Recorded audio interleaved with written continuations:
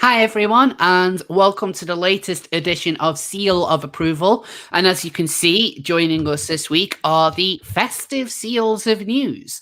Because it's now officially December, it's officially the Christmas period. I might have had my tree up for a while, but the seals are now in the Christmas spirit. As you can see, they're enjoying their time by the fire, and one of them has a ball, and it's all just wholesome. But we have a very basketball. It's very wholesome. It is, but like we have a really quite special episode this week. 'Cause it's kind of almost like an episode of Trans Stupid. This was stuff that I was half thinking of actually kind of doing a Trans Stupid video for, but I've kind of don't necessarily have the time to do put all of that together, and so I wanted to just kind of talk about it as soon as possible because there is a lot to get through, and it's fascinating what we have to talk about. So joining us this week, as always, is Scrump. Hello, I am here. Here Is where I am.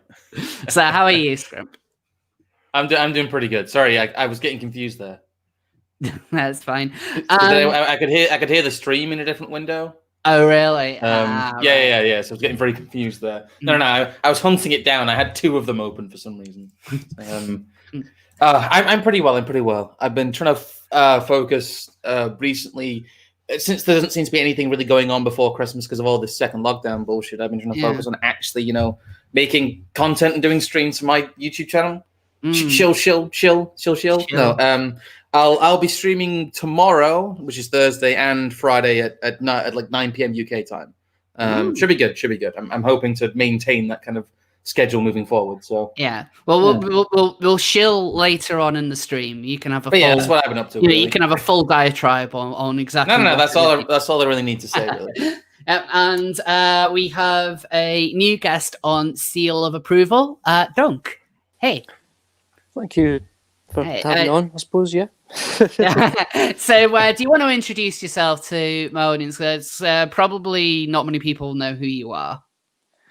I don't know, just somebody from Twitter that shit posts stuff and takes too much of an interest in economics. Fair enough. So I want to just jump straight, like the seals of news have prepared for us some news, but we're just going to jump straight into the first story because this is probably what a lot of you have tuned in for. And that's, of course, the Keira Bell judgment. So this is Bell v. Tavistock. Now, for those of you who aren't necessarily sure what this is basically Keira Bell was formerly a trans man. She's now detransitioned back into being a woman. She went through the Tavistock and Portman NHS gender clinic starting at the age of 15. She was prescribed hormone blockers at the age of 16, went on to take testosterone. She had gender reassignment surgeries related to trans men. I'm not entirely sure whether that is just chest surgery or whether there was some bottom surgery involved in that. Not really my business. But later she started to regret her transition and has detransitioned. It's clear from when you hear her speak and kind of look at her appearance that kind of going through the transition has done irreversible effects onto her body. Like, she sounds incredibly deep. She has facial hair. This is stuff that she kind of openly has to live with for the rest of her life. And so Keira Bell joined with a mother of a child who is apparently going through the NHS service to transition to basically kind of get a judgment on whether or not a child or somebody under the age of 18 can reasonably consent to the kind of treatment that transitions offer. Now, the judgment kind of separates these into two groups. So the first group is those basically 15 and under.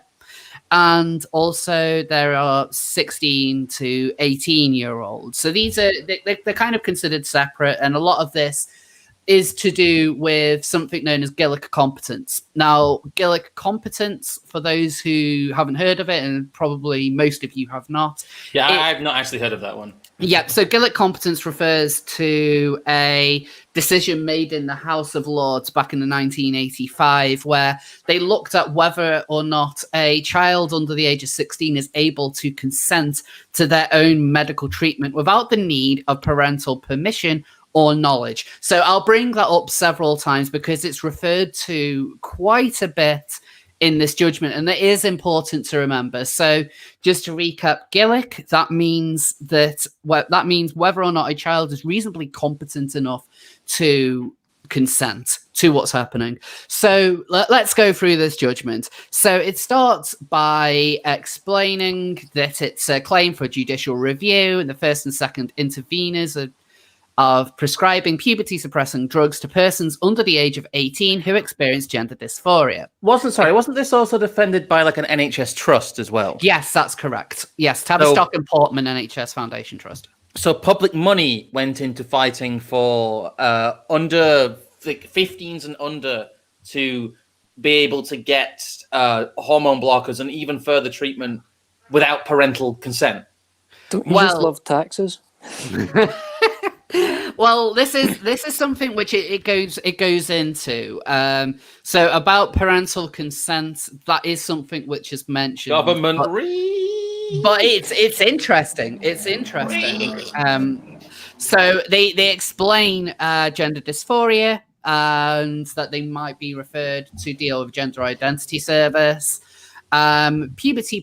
Puberty blocking drugs can be, in theory, and have practice been prescribed for gender dysphoria through the service provided by the defendants, that's Tavistock and Portman, to children as young as 10.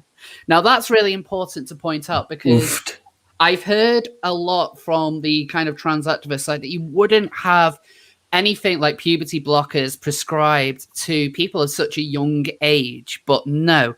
This document does show that I think it's between 2018 and 2019, there was a number of 10-year-olds who were given puberty blockers, and those puberty blockers are not being given due to like early puberty kind of symptoms, and that's normally when puberty blockers are used in children. So let's say you have a 7-year-old girl who starts puberty at that age.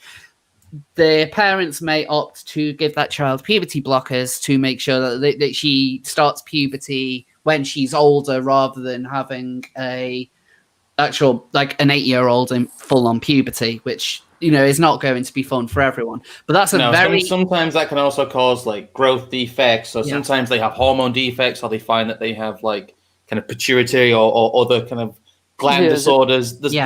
There's kind of rare niche cases where they are used medically, but they are rare niche cases. Yeah. Is it not basically the case that taking these sort of blockers is essentially just kind of like ruining your ability to actually attain any form of adulthood? Yes. It also wreaks havoc with like your body's systems, specifically, the hormone and endocrine system. It's really, really bad for you if your body is trying to produce those hormones and you're stopping them, say, outside of that window. Like we said, the real medical case for giving children puberty blockers is, early onset puberty, which can cause from what I've heard, it can cause like bone growth problems, stuff like that. Yes. But yeah, it is. It's a lot of the argument that people make, which is one of the worst arguments I think I've ever heard, just medically and ethically, is that the process is, just have puberty later. They can just have puberty in their 20s, and that it's not irreversible, even though you are quite literally, you can't just do that. That's not how like biology or the human body works. Yeah, you can't just stop and start it. It's not a tap. Yeah, so let's just quickly touch on that. So, because again, this is something which is mentioned later on in the document. So the argument, like Scrump said, is we'll just put it on pause. During this time, the child will be able to fully figure out their gender identity before they start a male or female puberty, which will, kind of irreversibly change their body forever. That's generally how the argument goes. But as highlighted in this judgment, what this also means, however, is that the child misses out on what their actual kind of biological puberty would be. And so the child will never know what their reaction to that actually is. And so if you want to know whether or not a child actually is having a true problem with being male or female, but they're never actually... Yeah, but they're never actually going through that development phase. So effectively, they're making this decision. It's this idea that you're basically putting pause and like, what way do you want to go? Do you want to go left or right? Well, it's accountological, as you're sort of suggesting. You can't decide which one of these you are if you haven't actually fully become one yet. Yes. There's also the issue of the change in mental state that having puberty blockers may bring on. The fact that someone naturally going through puberty, the research backs up that they will lose the temporary feelings of dysphoria and dysmorphia that a lot of teenagers feel generally because they have, hormone imbalance from being a teenager. And a lot of that is borne out as temporary. A lot of people don't like hearing this. They screech and they read about it. But that's what the evidence suggests. I thought it was supposed to, follow this. As the left likes to say, the science is settled. But like again, I love to mention about science. I mean, Katie Montgomery tried to call me out on Twitter earlier, saying that by me being in support of this judgment, I'm against science as an anti-science position. But the activists generally talk about science as though this is a set in stone, like idea. But science is never that. No. Like it seems science seems to only be settled when it is convenient for people to claim it is. And whilst there is this document, there are also people like Deborah So, who I have interviewed on this channel, whose book that I've got, that she sent me, The End of Gender, and it is something I'm going to be mentioning in here because she did her research on trans children as well. There is absolutely no way that you could claim that this is a settled science. I mean, what are you looking at exactly? Academia? Academia has no biases. If I could make a point. Part of it all seems like, if we pardon the terrible pun, it all seems like a bit of a trap. As soon as you approach like an oppositionary position to, what age should kids transition at, you're kind of giving the game away by like admitting the fact that there is such a thing as trans kids. I think to think of it in that manner, in the same way that like, what's the one that's going about Twitter today, where it's like some woman's trying to suggest that she's got a gay baby because it's only a couple of months old. It's the opposing this from the way that they're framing it then gives them the ground of the fact that they may be suggesting something legitimate in the first place. Yeah, whereas it is very, when did you stop beating your wife? Yes, it is. Yeah, and in fact, there have been plenty of studies on whether children would desist in having gender dysphoria, and according to Dr. So's book, across all 11 long-term studies ever done on gender dysphoric children, between 60 and 90% desist by puberty. A child who has desisted will no longer feel dysphoric about their birth sex. These kids, who would fall into the early onset gay subtype of Ray Blanchard's transgender typology, are more likely to grow up to be gay in adulthood and not transgender. And in fact, she even goes on to mention more specific studies where there could be anything between like 50 to 80%, including some who have been on puberty blockers at a young age, who won't go on to actually transition themselves. Now, there are other studies that would claim that a trans young person would go on to transition after taking these puberty blockers. But again, the mental capacity to actually undertake what they're going through is impaired thanks to being on those puberty blockers. That's something which does need to be acknowledged. Yeah, it's worrying that you can essentially suggest that the majority of the majority of children that are given these blockers actually have no interest in being trans throughout later life. It's it's completely sort of oppositional to actually what they're attempting to do. Yes. There's also the issue of parents. There's the big issue of the parents who want woke points. which is Yes. really disturbing. Something wood chippers, something. Yeah. Well, that's very. There's also the issue as well that a lot of the research they use, especially to justify the trans kid stuff, is still very much rooted in John Money and the discredited research that they did. Yeah. Just kind of touching on the adults. Actually, no, the parent issue does come up later, and whilst the answer in here is probably not what you expect, but there's still a lot to talk around it. But again, people like Katie Montgomery claiming like this is just the court disagreeing with science. No, this isn't the government. This isn't the court saying whether or not transitioning is beneficial for people with gender dysphoria. That is not what's being argued. What is being argued is whether informed consent in the legal sense can be given by children and young persons. That's what this addresses. This doesn't say whether or not actually a transitioning young person is, because it's not the court's place. And that's something that I've seen a lot of activists, including like Christine Burns, who's quite a kind of exalted trans activist in the UK. Like, you know, I've seen her trying to claim this, but this is not what the court was doing. They're just saying, can a child reasonably consent to what is going on in what is effectively an experimental field? It's very sort of difficult language to go about using, though, especially the shorthand phrase, can the child consent?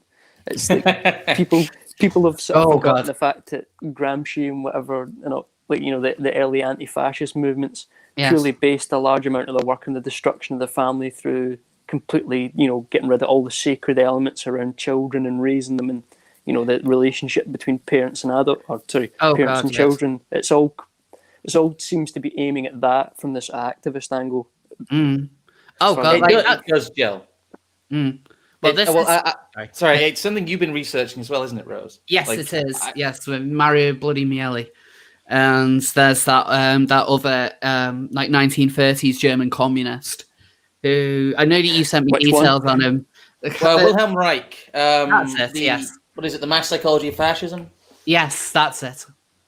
That one. There's a straight line actually between what is said in the Mass Psychology of Fascism in the 30s to what is said in the 60s and 70s with towards gay communism, and also what people like Vauch espouse about you know, the socialist defense for child rape.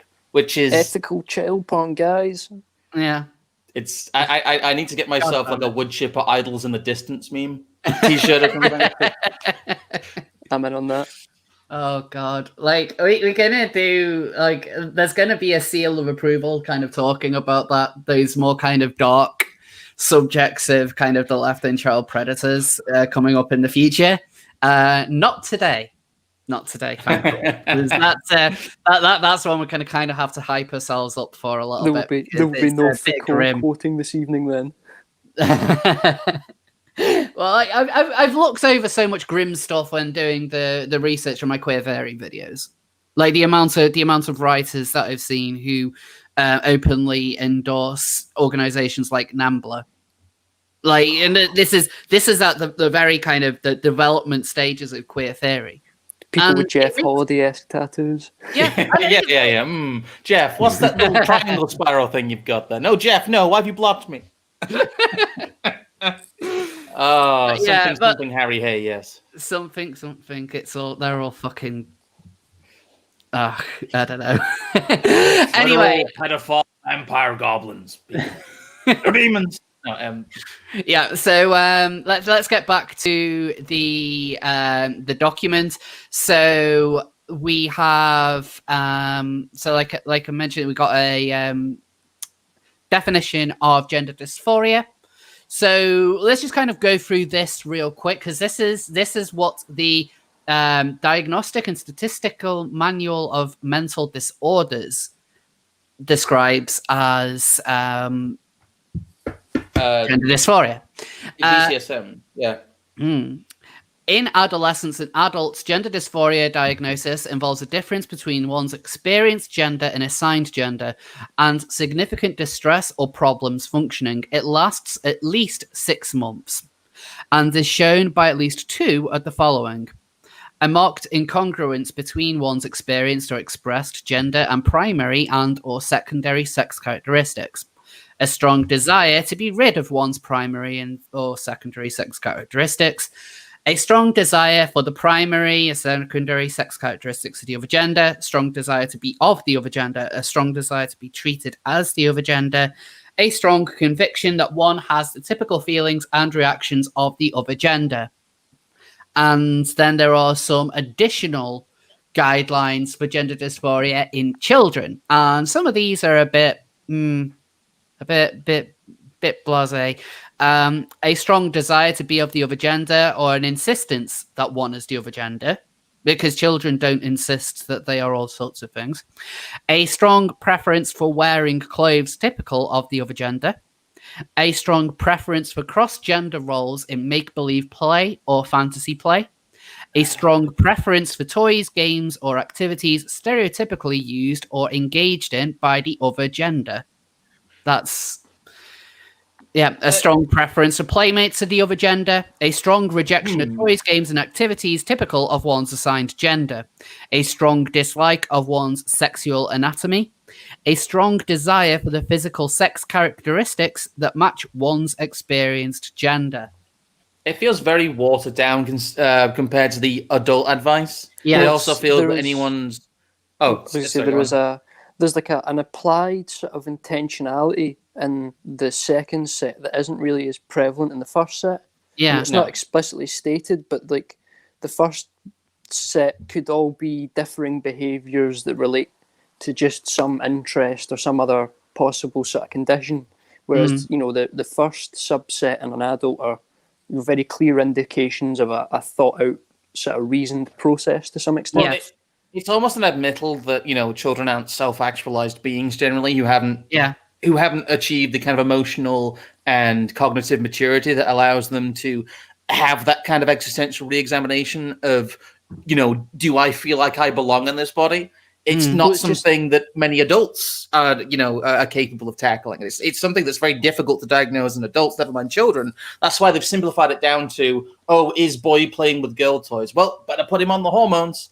It really is that kind of pathway, and it's extremely disturbing, especially when you get like teaching assistants who are trained in this, who are well-meaning but not exactly medical professionals, and they put children and parents in touch with charities like Mermaids, which have their own set of doctors, some of which are abroad. It's a real pipeline and a real mess. Gender GP in particular is brought up in here, and when they mention Gender GP, they then point out that they've been struck off the GP register in the UK, which is pretty damn funny. That's me doubly confirmed that I'm not signing up for that anytime soon. Then it's really an indefensible service. Like they shouldn't be operating. They shouldn't have been operating in the way that they were.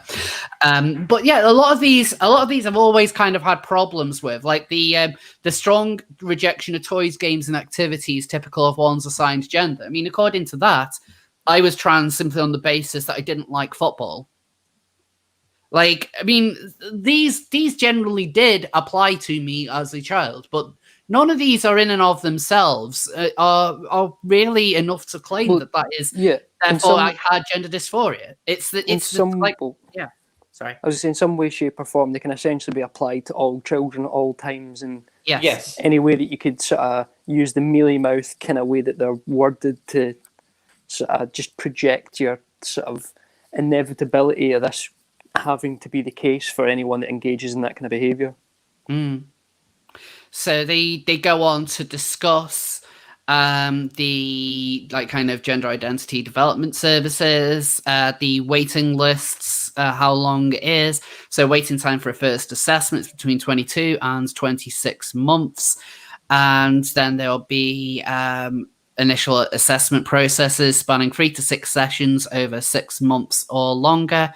So at the end of the assessment period, the clinicians will agree a care plan with the young person and their family. Where the young person fulfills the criteria and the service specification has reached at least TANA stage 2 of puberty, they will be referred by the GIDS to the first and second interveners for consultation and physical assessment with endocrinologists, with a view to being prescribed puberty blockers.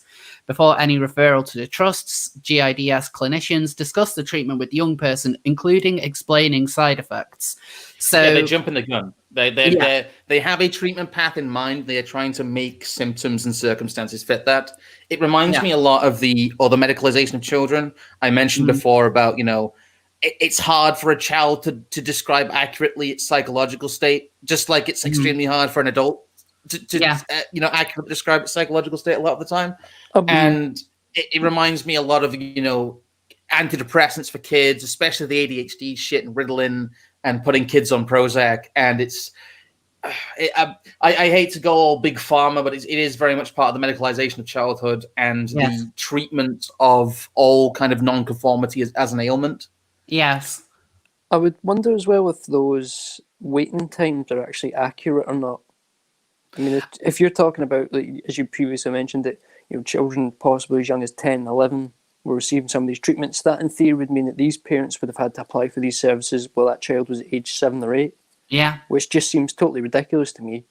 Or otherwise, people are actually getting fast-tracked through this much quicker than their state. From what I've seen, it's the latter. It is a massive fast-tracking of especially children under the age of 11. So if you're a minor, you don't really have to wait that long, but adults have to wait 4 years. Brilliant. I've heard stories from people, especially with some of the newer pop-up gender clinics in London, that they've sat next to parents who brought in children as young as 9 or 10, and when talked to, they said they've only been like from first contact with an activist or a GP or whatever got them in contact with it. It tends to only be a matter of weeks that those people get their first appointment. Grim. That's insane. Going on to puberty blockers, because this is kind of what I mentioned earlier, but it goes into a bit more detail here. Until 2011, puberty blockers were only available at the gender clinics for those aged 16 or older. But then, after 2011, they started to be prescribed for those aged 12 to 15. That started to be done between 2011 and 2014. And then there was an approved research study known as the Early Intervention Study. The study took an uncontrolled treatment cohort of 12 to 15-year-olds with an established and persistent gender dysphoria in England. Study recruited children for 3 years, but there was a period where until Feb 2019, where the last cohort member began the next stage of therapy, which is cross-sex hormones. So one of the issues raised in these proceedings is the non-existent or poor evidence base, as is said to be for the efficacy of such treatment to children and young persons with gender dysphoria. So the research study was commenced 9 years ago at the time of the hearing. The results of it had yet to be published. Apparently, it's going through peer review. But one of the authors has yet to respond to issues raised by the reviewers due to work with COVID. But the court was provided with a paper entitled Early Intervention Study, an evaluation of early pubertal suppression in a carefully selected group of adolescents with gender identity disorder, a statement and update on the Early Intervention Study dated 2020. So that's a really, really catchy name. But all of this is a very dry and medicalized way of saying that we experimented on a bunch of children. Effectively, yes. Very much reminds me of. I'm trying to remember if it was John Money you mentioned before, or it was a different one. Is they basically just like reassigned a couple of kids and abused them during like the 40s or whatever. Sounds like that, but just slightly more, as you said, dry and bureaucratic. Yeah, a lot of this is fairly dry. I'm going to try and liven it up. If this was a YouTube video, it'd be we gave these 10-year-olds puberty blockers. You won't believe what happened. Shocked face thumbnail. They mention that puberty blockers will now be considered for any children under the age of 12 if they are in established puberty. So they then go on to discuss the children for the year 2019-2020. 161 children were referred for puberty blockers. Of those, 10 were referred for other reasons. Of those 161, so of 161 children, the age profile is as follows. 3 were 10 or 11, 13 were 12 years old, 10 were 13, 24 were 14, 45 were 15, 51 were 16, 15 of them were 17 or 18. So 26 of those. So we see the bulk children, of the distribution. Yes. Yeah. Yeah. That's a large, like a bulk distribution of 14 to 16, which is very, like, that's kind of the peak age really for, from what I've seen in the literature of what would be temporary dysphoria.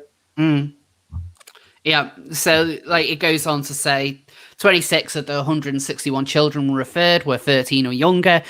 Well over 50% were under the age of 16.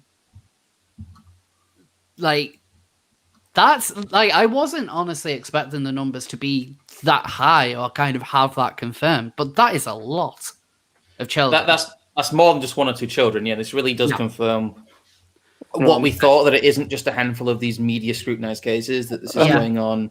I mean, I think I've just read ahead and saw the word autistic. It's about to get spicy. Yes. This here we go. Yep, there is a bit of interesting stuff on this. Here we go.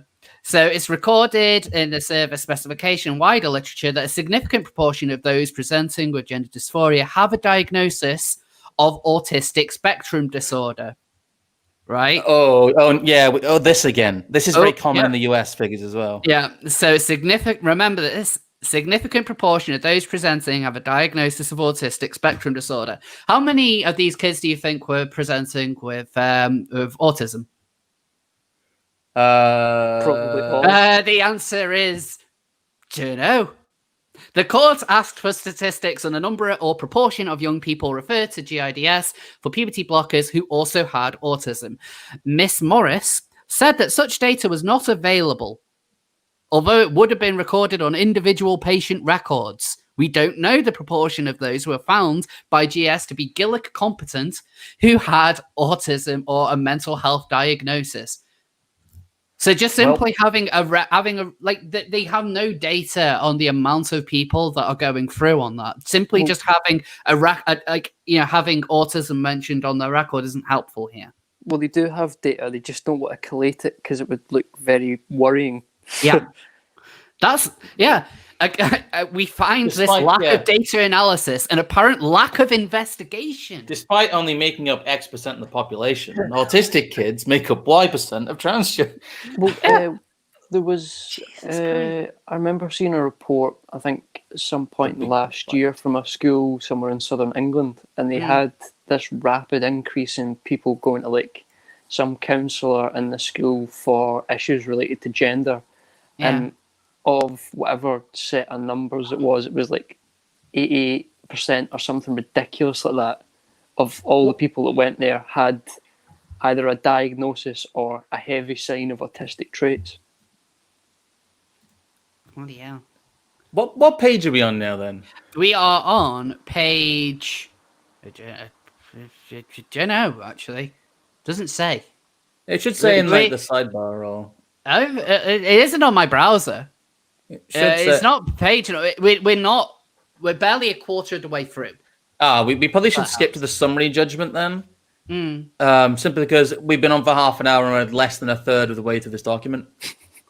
No, this okay. I will try and kind of point it at other things throughout it. So here we got taking consent. So this is where they mention Gillick competence within the meaning of competence identified and blah, blah, blah, like I said earlier. So they mention about how this consent is made. All efforts will be made to consider that children are aware. Where is it where they specifically mention? So they talk about the consent. Some more mentioning in the clinic, they're careful to ensure force behind a decision to seek treatment comes from the young person and not a consequence of pressure upon them or from others around them. So they wouldn't wish for apply for the court consent on behalf of the child. So that here we go. This is one of the bits I wanted to talk about. The court asked for statistical material on the number, if any, of young people who had been assessed to be suitable for puberty blockers, but who were not prescribed them because the young person was not considered to be Gillick competent to make the decision. And that's whether at the gender identity clinic or at the trusts. Miss Morris said Miss Morris could not produce any statistics on whether this situation had ever arisen. So it's rubber stamped. It's, as we suspect, Everything it's all is just rubber rubber stamped. There's no actual kind of review of competency or consent or informed consent or anything like that. There's no investigation made as to whether the child understands the treatment, the life-changing treatment that they are signing up for. Yeah. It's almost like it's just unthinking activism and nothing else other than that. It's kind of similar to the whole notion of like, generally the more tyrannical a state gets, the higher the percentage of people who go to trial get arrested, or not arrested, but like fully, imprisoned. There's a totalitarian kind of end point that is clearly wanted by the people that are operating this kind of thing. Yes. Like, that, I think of everything that's mentioned in this document, that's one of the bits that raises alarm bells the most. Because what you're effectively saying is every single person who is in a position to be given these hormones just so happen to be competent enough to understand what the repercussions of doing so are. Every single one, without exception. There's not been one case that has been...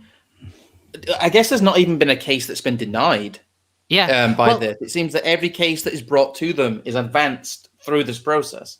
Well, no wonder, because the standards for deciding whether or not a child experiences dysphoria are just behaviours that could describe pretty much all children at any point in their, adolescence. So it's kind of no wonder. It's fair that I should point out Barbie Kardashian, who did go through Tavistock and Portman, albeit this was a couple of years ago now. And Tavistock, who, despite them saying everyone who we decide, should go on puberty blockers, every single one of them can understand what they're going through. Barbie Kardashian was actually someone that they did not diagnose with gender dysphoria. Having had a look through the Kardashian case, it's clear that he doesn't have gender dysphoria and that this is basically a psychopath. But at least that says that at least there seems to be some sort of line with Tavistock. But just simply because they don't give hormones to the craziest of the crazy doesn't mean that they're they're the most extreme. They're beyond cartoonish. Yeah. So I'm not surprised. Yeah, Barbie Kardashian is one of the most extreme examples for any kind of trans related topic I can think of, more so than Jessica and Eve. I should also mention as well, guys, now we're kind of past the 30-minute mark, we do have super chats enabled, and we will be reading them all. I saw a couple tick by, I think. Yeah, when we get to yes, I can see that some have come in. Well, as you've mentioned it, let's read them out. EC90 with the £5. What are the feelings of the other gender? What feelings does the gender have? How do I know I don't have female feelings as a man? Now all I can think about is that, can I borrow a feeling from The Simpsons? I was thinking of like The Simpsons when they split the school into girls' side and boys' side, and they do the maths lesson, and they're like, "How do numbers make you feel?" Like that's all that I could think of. Like, it's an impossible question to answer, really. Like, it's something that I've never really kind of thought of. It's like, the way that I feel is the way that a woman would feel in this situation, because all women feel different things. It's like a subjectivity on top of a subjectivity. It's so off in the weeds that it just is totally irrelevant. How would we ever find out how a woman feels, since we're supposed to know beforehand anyway? How does anyone feel? Like, a feeling is something so personal that I don't think it can really be realistically described to other people. Yes. How can feelings be real if our eyes aren't real? Thank you, Jaden Smith. T-Bone 121974 with the £10. Thank you. Why are we encouraging people to go through a sex change rather than accepting who they are? The consequences are life-changing, needing appropriate psychological assessment. Love your work, Rose. Oh, thanks for your super chat. We shouldn't really be encouraging people to do it, because it is a huge decision and undertaking for somebody to make. However, I do believe, and I feel like I'm a testament to this, that transitioning can be incredibly beneficial to a number of people. I know plenty of trans people who have benefited from transitioning. I don't think actually of the people I personally know, especially people since they've been out as being trans, I don't know anyone who's really detransitioned. That doesn't mean detransitioning doesn't happen, but I do think that transitioning can be very beneficial to a lot of people with gender dysphoria. That doesn't mean it's beneficial to everyone who has it. There's I was going to say, to me personally, it seems that there's a massive misunderstanding of the way, someone like yourself or myself sort of approaches the whole kind of thing. I mean, in some senses, once you get to the point where you realise that is a possible option, it then no longer becomes, going through a process of, is it right or is it wrong? It's more a sense of like, what are the reasons as to why I shouldn't, and then going through those sort of, and I don't know, to somewhat myself, that's kind of how I've approached it and came to the realisation that maybe it is the right thing to do for myself by, taking a long time to go through a process of reasoning and whatever else to actually get to a sort of concrete decision on something, not just like, I want a fancy identity and feel sad. So just to touch on a few more things that are in here, so try and get through it a bit quicker. Neurological development of adolescents' brains that lead to teenagers making different, more risky decisions than adults. This is backed up by behavioural studies showing that when decision-making is hot, like more emotional, under 18-year-olds make less rational decisions than when the responses are made in colder, less emotional context. Like, that's something that I thought everyone knew. I mean, teenagers act irrationally all the time. I mean, anyone who's been a teenager knows that. I don't understand why a lot of these trans activists who have gone through puberty, and so they know how they acted as teenagers, can then believe that actually these same people with hormones rushing all throughout their body, or in some of these cases, no hormones rushing through their body, are developed enough to actually be able to make a realistic decision on the way the rest of their life is going to go. I mean, if we touch on the Gillick consent quickly again, a lot of that will refer to, let's say, like if a child has broken their arm, they can then receive treatment on that, or it could be something like cancer treatment. If they do not give the treatment, there will be further repercussions to the body of the child, and really that's need to act. If you, I know we're jumping ahead, but if you read a lot of the reactions to this case, a lot of what is being said is saying that basically puberty blockers are emergency treatment.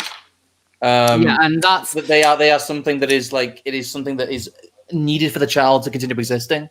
That's kind of that they try and take the triage line of reasoning when it clearly is not.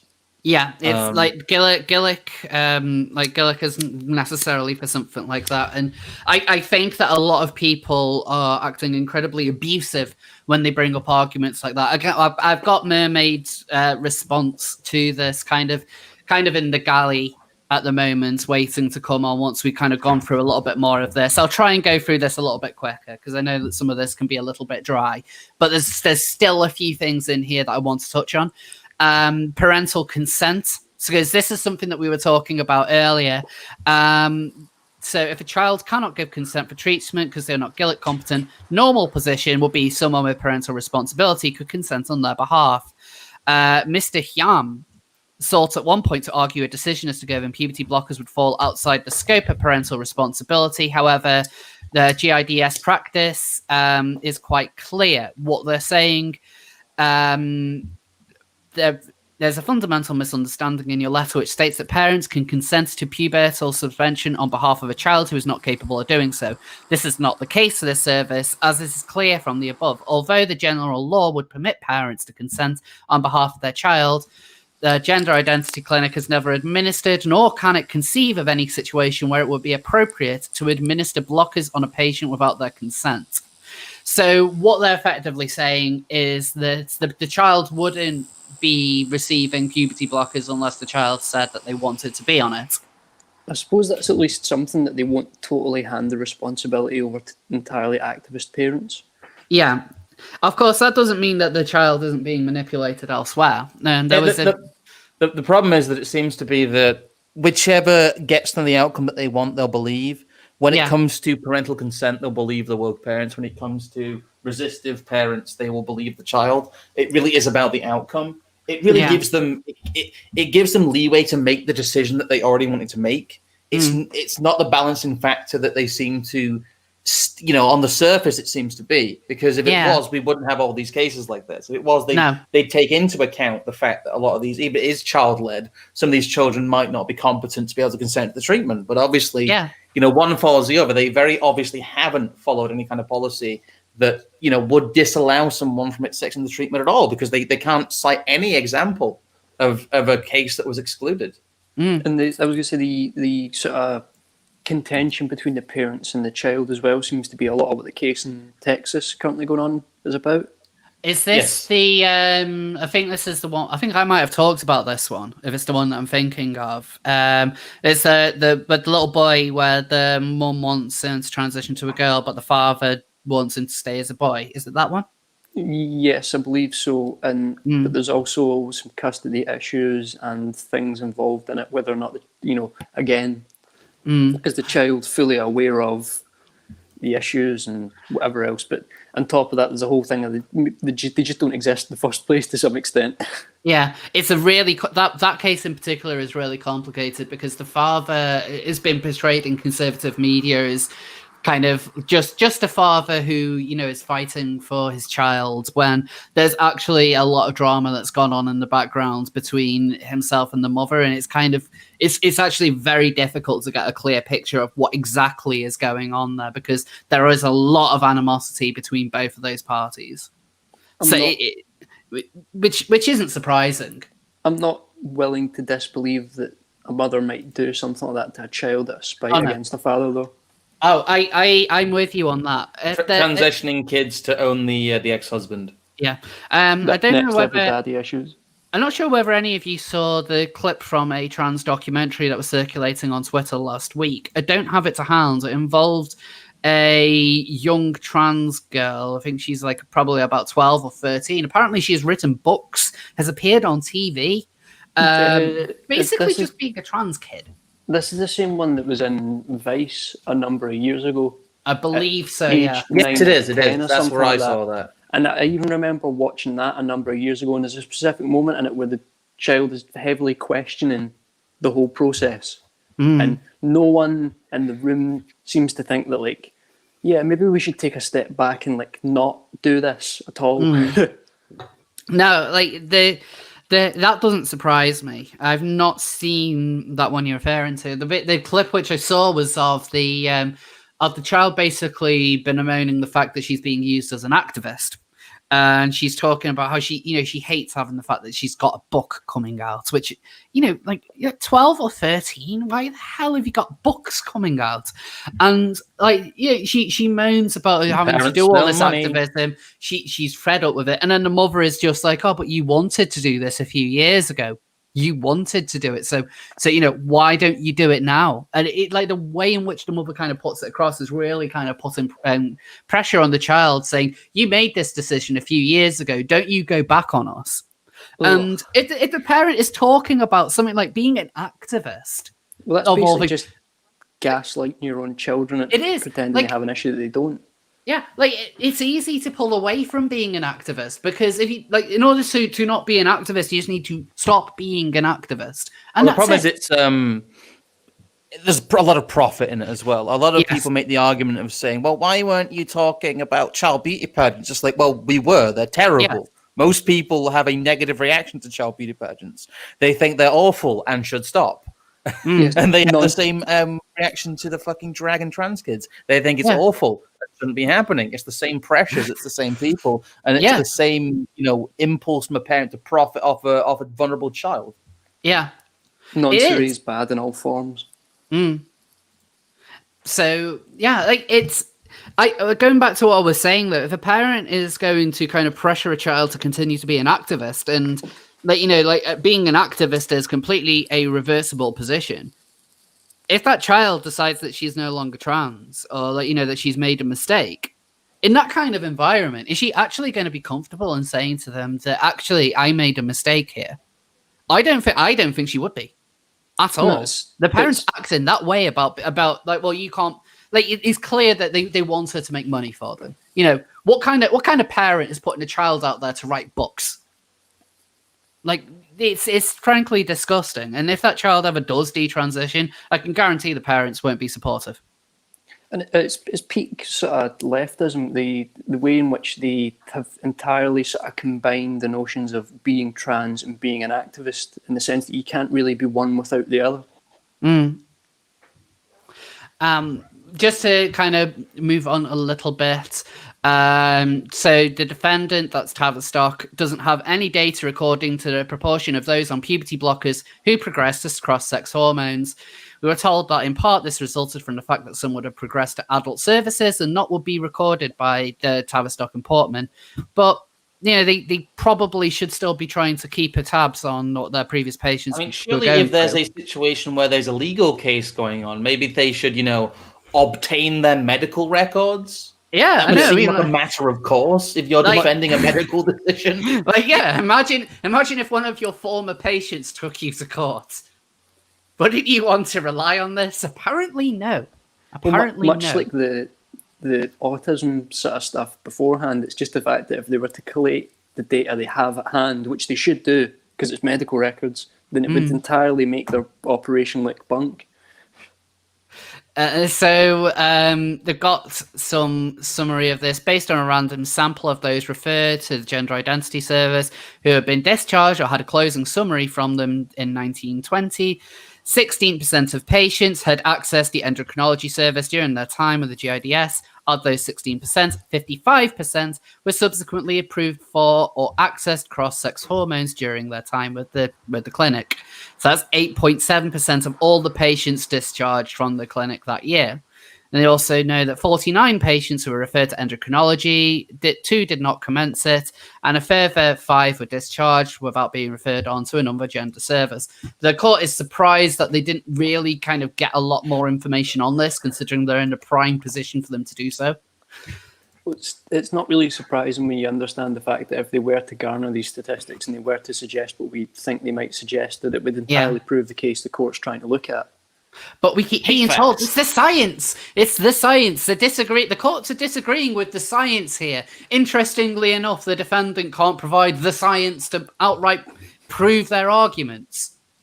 I would be disingenuous to say that they do know these things. You're right. They just don't admit them because they realize that these facts make them look bad. That is apart from, I don't know, there's 2 options here, neither of which is good. There's gross incompetence, like just complete and utter retardation. Yeah.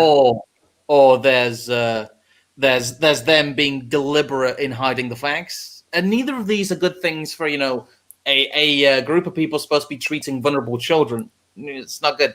It's not good. Given the way activism works, I'm much more likely to suggest it's the latter than the former. Yeah, I do question kind of a lot of the activists, because I do think that they are very disingenuous. I mean, one thing I remember getting into an argument about with several people the other week was about the transgender umbrella. You know, this whole idea that all different kind of gender minorities or whatever all fall under the same kind of umbrella term, and which kind of identities fall into it or not depends entirely on convenience. When it's convenient for them to claim that cross-dressers, for example, are trans, they will claim cross-dressers as being trans. When, however, it makes them look ridiculous, which, let's face it, most of the time it is, they will try and distance themselves from it as much as possible. These people can never take a full-on principled position to explain what they mean. And this is another huge problem of trans activism in particular, but generally also on the left, in that they try and use very different language to what the general public use. So when you try and call them out on something, their response will be, well, that's not what we meant. Like, you know, when they talk about punch turfs, we might tweet out saying punch turfs. We don't really mean punch turfs. You know, we mean punch turfs. Like, it's always a Mott and Bailey with the left. Yes, there's a definition that they understand and that they use that means a lot more than the one they portray it as. Yes. And I think it relates as well, just to the way the whole language is kind of used. I think it's something you've talked about before. Yes. But the whole non-binary thing really pisses me off, because the way to framing that as something related to trans sort of issues completely disregards the whole issue that trans people have in the first place, which is the gender binary presents some sort of issue to them, and then through the gender binary they can solve said issue. So through the destruction of the gender binary, you're taking away the one thing from trans people that actually helps them. It's totally counterproductive and really hurts my brain, to be honest. Yeah, it really does. Like they don't seem to understand that for a gender doesn't exist. Also, I am the wrong gender. Yeah. Yes. It's almost like they're on the same page as the Radfems, so close, but then they just take a massive right swerve somewhere. You're right, it's very internally inconsistent, but the problem is when internally inconsistent activist logic meets medicalization of children, you end up with a big fucking problem. Yeah. And so here they talk about some of the side effects. Good Lord, this thing is very long. I know. I'm trying to go through it as much as possible. Like I said, it's a very meaty document. Girthy, yes. Hormone blockers may improve the way you feel about yourself. If you decide to stop hormone blockers, your physical development will return as usual in your natal gender. As far as we are aware, hormone blockers will not harm your physical or psychological development. They'll make you feel less worried about growing up in the wrong body. But possible side effects are hot flushes, headache, nausea, weight gain. Short-term effect is bone strength is shown not to grow as fast. This will resume once your body is exposed to hormones. This is why we have to do a bone scan to check the thickness of your bones. We do not fully know how hormone blockers will affect bone strength, the development of your sex organs, body shape, or your final adult height. There could be other long-term effects of hormone blockers in early puberty we don't know about yet. That's hey kids, do you want incredible. To be a stunted and fertile hunchback? It's quite a laundry list of things. It's like just kind of tucked in the back. Oh, everything will just go back to normal. Possible side effects. You know when there's an insurance advert on like the radio or TV or something, and there's the fast talking at the end about 3,000% APR, you will be declared bankrupt. We also own your eternal soul. Yeah. That kind of it kind of feels like that. Hormone blockers could also affect your memory, your concentration, the way you feel about your gender, how likely you are to change your mind. Wait, the way you feel about your gender. This is a bit self-defeating. Yes, I know. Not sure about that one, Chief. Oh, God. It doesn't do a lot. It just affects your memory. That's not important. We're giving you this treatment to make you feel better about your gender. Also, if you're not having these symptoms, it will affect the way you feel about your gender. It seems as if they were to do like a full, breakdown of the possible side effects, you would probably end up with a longer document than this actual sort of court case itself. Yeah, it seems it'd be easy to list the things it can affect or the things that they do know about it. Yeah, I love the effect. I love the affect your memory bit, because this is being given to teenagers whilst they're going through high school, studying for their GCSEs. That could affect your memory and your concentration. See, that in itself is going to be a massive side effect if that impacts on their grades and whether or not they can go to the university of their choice. That is an impact that this has. Yeah, for someone that's not the biggest fan of overruling universal legislations and stuff, reading or knowing that how incompetent the people that are doing or providing these services are portraying themselves as, it just makes me want to suggest that the whole process should just be entirely illegal and these people should all just be banged up. Now we got to quite an interesting bit. Sound of wood chipper increases. Yes. So this bit's amazing. Basically this is about the hormone blockers. So prior to June 2020, NHS website said this: the effects of treatment with GnRH analogs are considered to be fully reversible. So treatment can usually be stopped at any time. But then it was updated to Little is known about the long-term side effects of hormonal puberty blockers in children with gender dysphoria. Although the Gender Identity Development Service advises this is a physically reversible treatment, it stopped. It is not known what the psychological effects may be. It's also not known whether hormone blockers affect the development of the teenage brain or children's bones. Side effects may also include hot flushes, fatigue, and mood alterations. That is a massive, massive difference to what they previously said.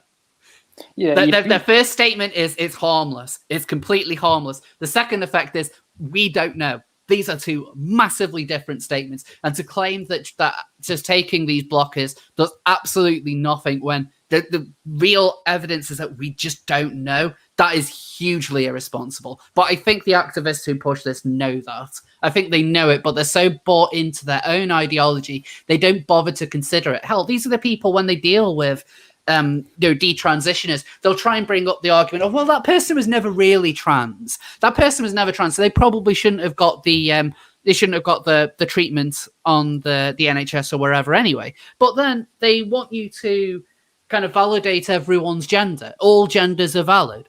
And whilst this person who detransitioned eventually was transitioning, they certainly identified as being a man or a woman or a celestial being. It's very gender musical chairs. It really is. It's moving away. It's moving away whenever is convenient, and then jumping in with it as soon as it becomes relevant to them again. I know a lot of people really hate the I identify as an attack helicopter meme, and it's kind of come back round again into being funny because of how much it makes people upset. Because it was a very played out boomer meme, but it is kind of that. It's just like, well, identify as this today. It makes a complete mockery of the process and makes, to any reasonable person, you look both either insane or attention seeking. Probably both. Well, I noticed there was a thing going about Twitter earlier on today, and it was, the shorthand of it was essentially people suggesting that, like, oh, anybody could be trans and they can realise it at any moment. At which point someone sort of furthered that thought by suggesting, if that's the case, then surely the privilege that people have for not being trans is kind of moot, because they could then be at any point. So they talk about persistence, but we kind of touched on that earlier on in the video, so I won't go on that here. So this bit's kind of interesting, evidence of the claimants, and then comparing it to what Tavistock did. So they discuss Keira Bell. Keira gives her story. I kind of mentioned it at the start, so again, I won't go through it. But, went through the gender service when she was young, transitioned, has now detransitioned. So she had a double mastectomy.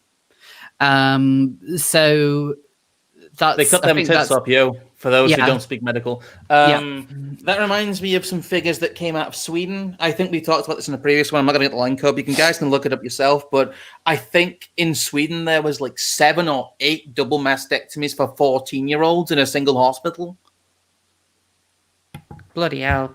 And that's actually what caused the Swedish authorities to go, hey, whoa, we need to slow down a bit here. Yeah. Because a lot of it was, again, we'll talk about that later when we get to the Elliot Page stuff. About the pipeline of kind of butch lesbian to like having to transition kind of thing. Yeah. Anyway, but it's an interesting. This isn't that uncommon in Europe as a whole. This doesn't seem to be that uncommon in the woke countries. That young people will get extreme surgery. A double mastectomy is very extreme. It's generally what they give like people who've had severe breast cancer to make sure it won't come back. Yeah. What I find quite surprising is just that the whole nature of how fast the process seems to happen. Yeah. Again, myself, I've found the fact that like trying to get anything done through the NHS as an adult seems to take years and years and years, and you don't, you end up having to sort of take matters into your own hands or go through a private service or whatever else. Yes. But if you're a minor, it's, take blockers, take this, get your tits cut off, the whole 9 yards before you've even got to the point of actually being an adult. So this bit I kind of find fascinating. So Tavistock claims that Keira Bell was Gillick competent to make the decision to take the puberty blockers, but that can just be dismissed because they consider everyone to be Gillick competent, as this document has shown. And then they bring in, so their witnesses are all trans kids. Like they're all really young people. So you have I think the oldest is like 20-year-old trans man, a 13-year-old trans boy, an 18-year-old trans woman. Like all of these really, really young people that they're bringing in. Oh, here's where they mention gender GP. We note at this point, gender GP in question was removed from the professional register and now operates from outside the United Kingdom. Yeah, they were struck off. It takes some doing with the NHS. It really does take some doing with the way the NHS is, because it really does protect itself. Oh my God, like I just read this guy's, the 13-year-old trans boy's statement. So he's a 13-year-old trans, he's 13-year-old biological female, asked about the idea of having children in the future. 13-year-old says this: I haven't really thought about parenthood. I've just been asked about it by the gender identity specialist I have mentioned, but I just have no idea what me in the future is going to think. I haven't had a romantic relationship, and it's just not a thing that is really on my radar at the moment. Jesus fucking Christ. And this person's supposed to be competent to make a decision that removes that option for them in future? Yes, apparently so, yes. That's insane. How can they present that as evidence on their side? Like, oh, look, this is why we have to give kids puberty blockers. Look, this is what this 13-year-old female has said about the chance of having children in the future. I haven't really thought about it because I'm 13 years old. Like, I wouldn't expect a 13-year-old to think about parenthood. That's kind of what I was trying to get at earlier on with the whole, you know, the way people approach the sort of process of it. I don't know how you thought about it yourself, but again, to me, it was like thinking about important questions like that before making any sort of decision. You know, surely that should be the prime thing you do, is you consider all these major life choices and, you know, possible side effects and what things you end up precluding yourself from, whatever else. That should be the first sort of priority for it, really, should it not? One would think. Just, oh God, it's just... The last statement, 18-year-old trans woman is just saying, well, this is this has all been very beneficial for me, and I admit that there are going to be people who this definitely does benefit, but the argument here isn't whether or not transition is actually beneficial for people. That is not what the judgment is being discussed. What's discussed is whether these people are... These people aren't in their 30s or 40s. We don't know the actual life consequences, because when people detransition, it tends to be a lot of it early to mid 20s onwards. If you have no one who's in that age range, you can't really say long term how the treatment has gone, because you don't have any long term evidence. Well, they've been treating young people on this since 2011, so or potentially even earlier. So the kind of pristine kind of witnesses that they could call would be, people who 10 years after being in that process and see where they are now. Not people who are still being dealt with by the clinic, or just a 20-year-old. The worrying thing is that 20-year-old could possibly be one of those people that has been receiving care since 2011, though. So he received puberty blockers in 2012, when he was at the age of 12. Not far off. So they touch on the second claimant, mother of a 15-year-old girl who has autism, which is something which Tavistock doesn't really keep track of, because why would you want to do that? Why would that be? Why do you keep track of underlying conditions that could possibly affect your diagnoses? Yeah. There's just so much of it that's just entirely unknown, that they just pretend as sort of agreed upon, as you said, it's like the agreed upon science. There's so much of it that's, even to me, I still end up being very curious about. Because I'm trying to remember quite a spicy one, but I think there was a study I remember seeing. It was something like 40 or nearly 50% of all people who go through the process of transition had a bipolar parent. Really? Which, correlation does not mean causation by any means, but for that to show up in such a predominance, maybe there's some questions that need to be asked there about, what is it about the structures of brains and hereditary sort of mental cognitive disorders or whatever else that people might want to consider about those kind of things, that they just take no interest to, because that's science that doesn't approve activist dogma, basically. Yeah, and like that's something which Deborah So mentions in a book about the kind of pressures that academics and scientists are actually put under by the more activist fringes who infiltrate these sectors. Kind of making unpopular observations or unpopular studies can get people effectively removed from their jobs, unless they actually kind of have tenure somewhere. So I've come down to the conclusions now, because there's a lot of dry stuff about what different lords say about different things concerning consent. But this is the important point. So the starting point is to consider the nature of the treatment proposed. Administration of puberty blockers to people going through puberty is very unusual treatment. There's real uncertainty over the short and long-term consequences, with very limited evidence as to its efficiency. This is coming from a judge. This is not coming from a activist from either side on the street. This is coming from an impartial judge. In our view, this is properly described as experimental treatment. So that, giving puberty blockers to young people is experimental treatment. There's a lack of clarity over the purpose of the treatment, whether it provides a pause to think in a hormone-neutral stage or is a treatment to limit the effects of puberty, and thus the need for greater surgical and chemical intervention later. Thirdly, the consequences of the treatments are highly complex and potentially lifelong and life-changing in the most fundamental way imaginable. The treatment goes to the heart of an individual's identity and is thus quite possibly unique as a medical treatment. And it is. It's hard to claim otherwise. It's a very unique medical condition, gender dysphoria. The condition being treated has no direct physical manifestation. In contrast, treatment provided for that condition has direct physical consequences, as the medication is intended to and does prevent physical changes that would otherwise occur within the body. Again, absolutely. Like, it's not something, gender dysphoria is not something you can put people in a CAT scan for. Nope. And yet the treatment for it is incredibly physical. It's a very, very unique medical condition in that instance. And that's a fair point to bring. We're arriving at the judgment here, but I'm surprised how level-headed a lot of this is, and I suppose it has to be in legal terms. Absolutely. They haven't really been delivered the kind of legal bit slap that a lot of the activists, oh good lord, like an hour and 10 in, but the kind of legal bit slap the activists are pretending they have. No, it's a very, when we get to it, it's a very mild judgment, honestly. It is, and like, well, after we've kind of gone over this last bit, the fallout of this is fascinating. So they talk about their concept of informal consent. They basically just rubbish this idea of the time to think.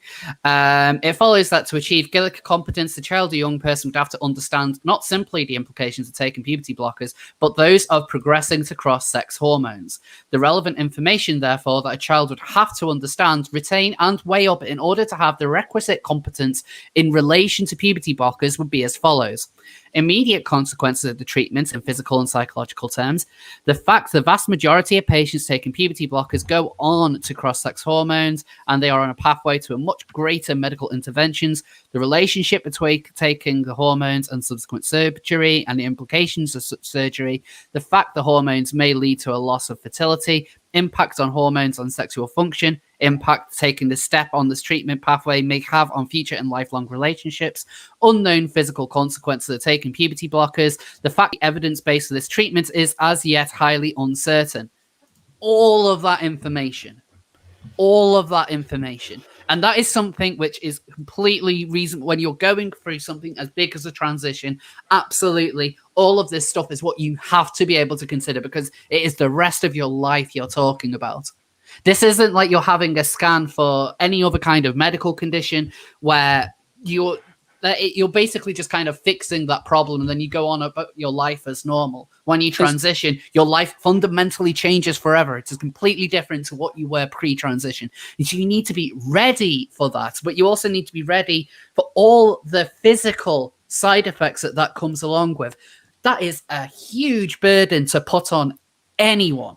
Can you honestly expect a under 16-year-old to be able to weigh all of that up? Tavistock thinks they do. I cannot see how a 16-year-old or especially younger can comprehend any of that. Especially when you take the issue and you apply it to any other sort of medical issue, like say for example like cancer.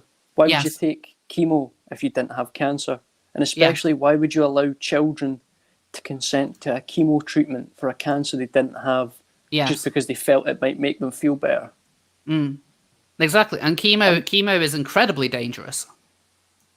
It's incredibly dangerous to take. Yeah, people can die of chemotherapy. It's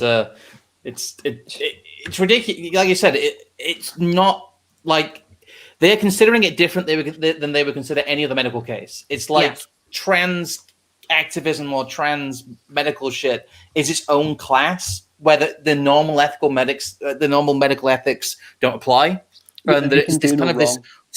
Yeah, it's this strange branch that they've made of like activist medicalism.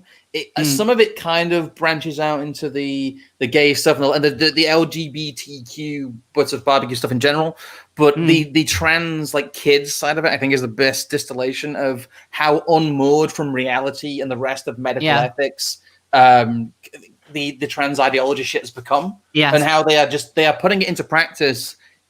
Like in place of actual medical care that we used to get even 5 years ago. I like some of this bit in particular is fascinating. For many children, certainly younger children, and some as young as 10 and just entering puberty, it will not be possible to conceptualize what not being able to give birth to children or conceive children with their own sperm would mean in adult life. Similarly, the meaning of sexual fulfillment and what the implications of treatment may be for this in the future will be impossible for many children to comprehend.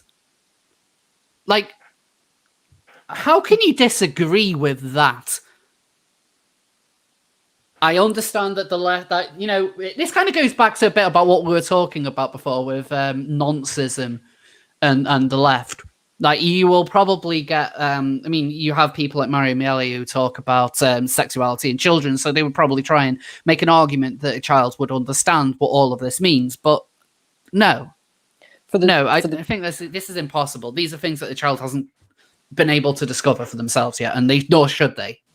For the vast majority that aren't openly, or not openly, but are engaged in this sort of process because they have some sort of dark motives, it's probably for the most case the fact that people just refuse to say the word no. Yeah, just a total refusal of this idea that something shouldn't be done. They mention they kind of touch on some of that in particular that bizarre statement the 13-year-old made, and that the Tavistock thought it was a good idea to put in here.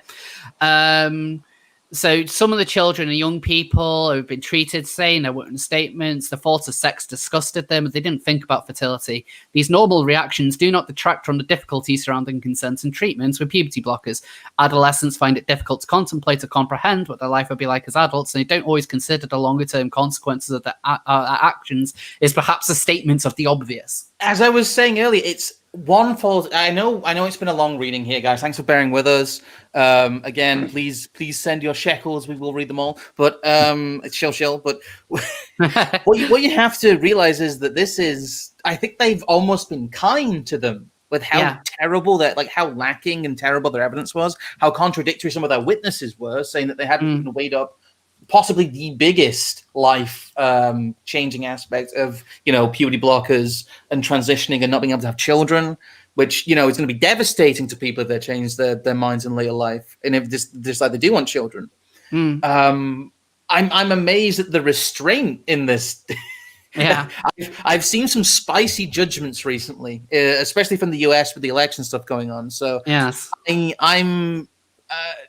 fair-handedness here is admirable, but it's typically British. It's typically British. It is typically British, but I honestly think they should have been hit harder. It's still a damning indictment, though, because that section you've just read out there literally states that children that found sex icky were making lifelong decisions. Yeah, that nothing else really needs to be said other than that. Like they point out, you can't just give these kids more and more detailed information because that's just going to overload them. There is no age-appropriate way to explain to many of these children what losing their fertility or full sexual function may mean to them in later years. Boom. Boom. Like Case like closed. yeah. They point it as highly unlikely that a child aged 13 or under would ever be Gillick competent.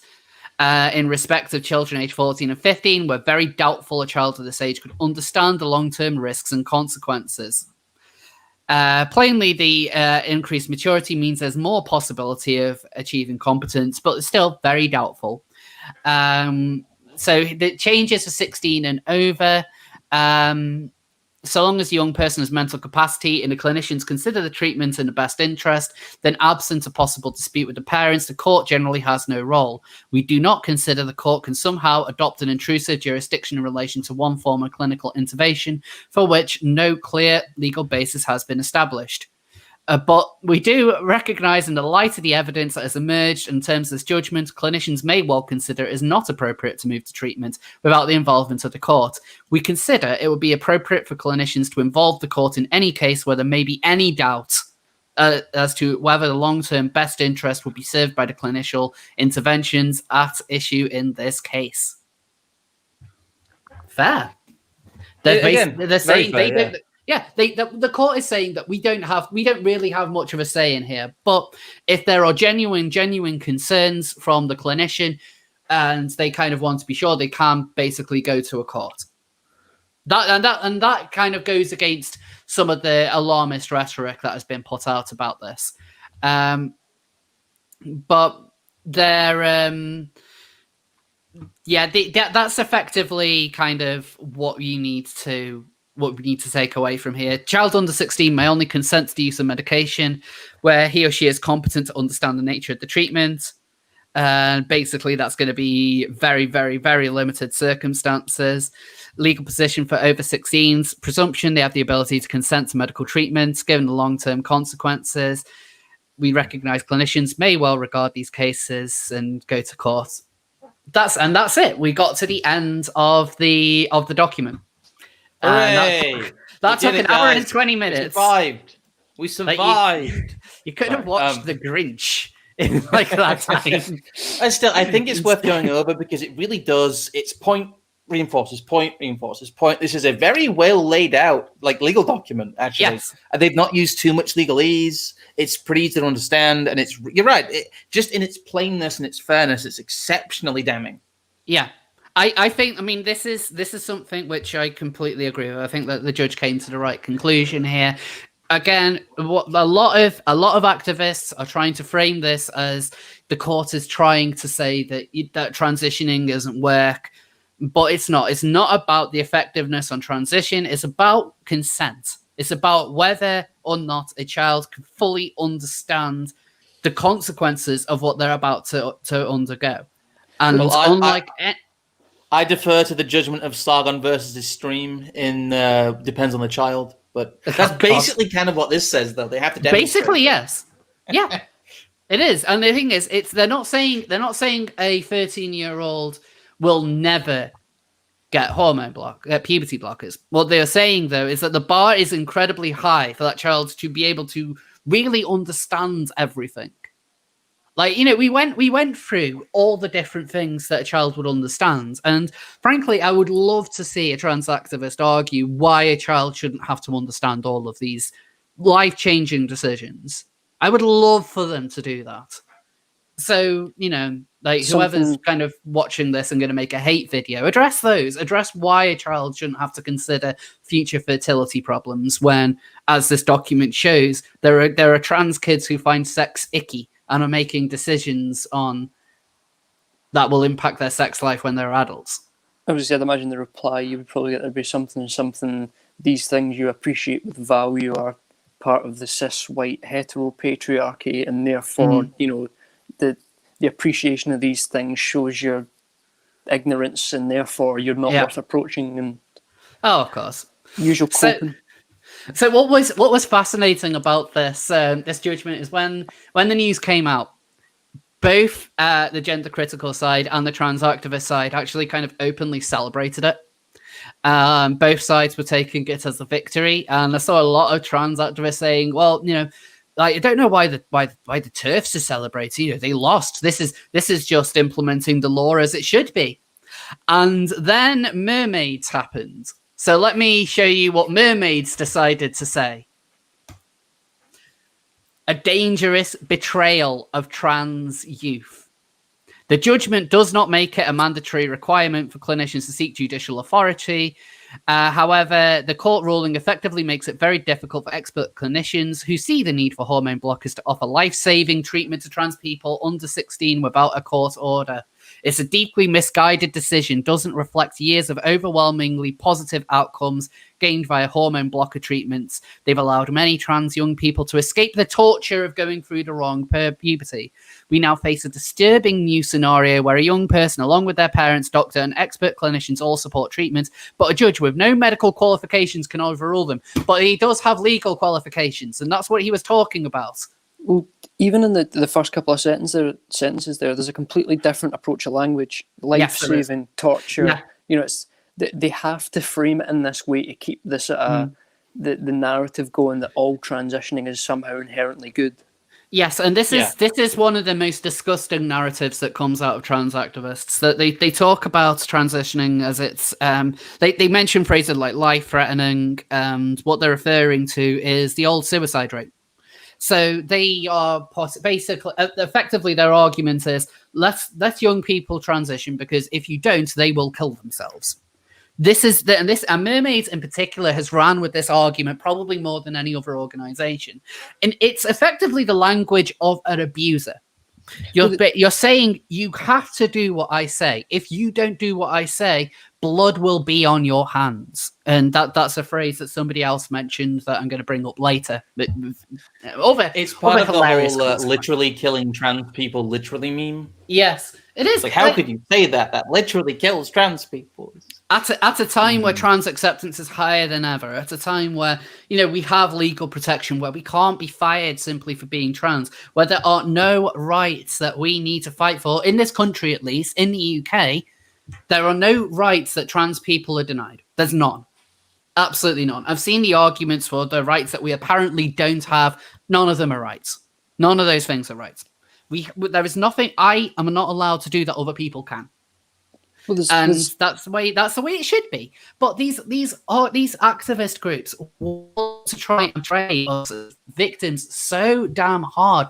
They use such alarmist language, and they try and push this awful, abusive narrative that life is so hard for us that we just simply cannot go on unless you give us everything we want when we snap our fingers. And I think that Mermaids has shown themselves to be this utterly repugnant beyond all doubt. Well, like definitely, because they're and what they're doing, they are perpetrating the 40% meme by constantly invoking it. It's once again one of these situations where these bracketed umbrella diversity groups and whatever else are somehow on the forefront of the activism, going against the very people they're supposed to be helping. Of course, they should have listened to the voices of older trans people who never had the opportunity to access puberty blockers and desperately wish they could have. Well, that's called hindsight. That's hindsight. I could talk about at 13, it would have been fantastic for me to go on puberty blockers. It would have been fantastic for me to start taking cross-sex hormones at a much younger age, and I would have had a much more successful transition as a result. But I can only come to that conclusion because of where I am today. Well, the thing is, there's something to be said again for some of the stuff that's related in the previous legal document, though, that maybe that wouldn't actually be the case. Maybe some of the side effects from it would have been so horrendous that, it wouldn't have been worth it. And that you would actually sort of ruin the sort of base that you would be working off throughout that process. Furthermore, there's the whole point of, can you really understand whether you want to be an adult male or an adult female if you are neither? What I find interesting, I've just noticed on this, is Tavistock case published this, came with the decision yesterday. Right, they ran with it yesterday. Mermaids wrote this statement so apparently this is right on the 27th of November. So they're commenting on a statement that came out yesterday, and they seem to have written about it last Friday, where they mention we are seeing panic, desperation, and distress on our helpline. So yeah, they had this pre-prepared. No matter what they said, they would have said this. Yes. I think they were, one, braced for losing this, and two, well, the thing is, a lot of people pointing out that Mermaids tried to make a legal filing, but it was so incomplete that they failed. Which is kind of hilarious. Almonds activated. Yeah, considering how incomplete the Tavistock filing was with all the missing data, they must have like done it in crayon or something. I mean, it's ridiculous. I only wish the judges involved had actually talked to some of the young people affected by their decision. Well, no, all they would have done is just shuttled some of the kids that are under that deal with mermaids. Just put them in front of them. They would have brought out more of the, in the midst of treatment kids that haven't, that can't bear out their own treatment results. Yeah, they all would have had trendy names like Elliot and like beef relatively short manlets with, your typical MB appearance. That would have convinced the court, I'm sure. Shall we segue into a different topic since we're like an hour and a half in and have only done the mermaids one? We should, because this is basically a bumper length episode of Trans Stupid. So in that case, let's talk about somebody else. Is anyone here a big fan of Elliot Page? No. Elliot Page, who played a pregnant man in a film called Juno a couple of years ago. That's Elliot Page. Are you a fan of him? I'm more of a fan of the Supreme Gentleman, as we'll come to, but so that's Ellen Page, who is now Elliot Page. Now, I don't know whether Elliot is a trans man or just an NB, because they wrote this statement about coming out as being trans, saying, "I am trans. My pronouns are he/they, and my name is Elliot." It's like it's so lazy as well. It's like the meme. It's like it's like a meme name. It's like, oh, I was Ellen, now I'm Elliot. It's just like a lot of people don't do that for a reason. One, it's cringe. Two, as I'll talk about probably more later, it's someone in like the very downswing of their career, attempting to make themselves more relevant. I think this is more of a career move than anything. As Pastor Louis has put it, someone has reached the wall.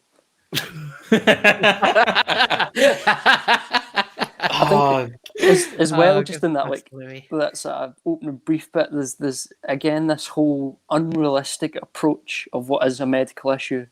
Again, someone like myself, I don't go currently by female pronouns or by a female name, because I feel like I'm currently, getting to a point whereby I could acceptably do that.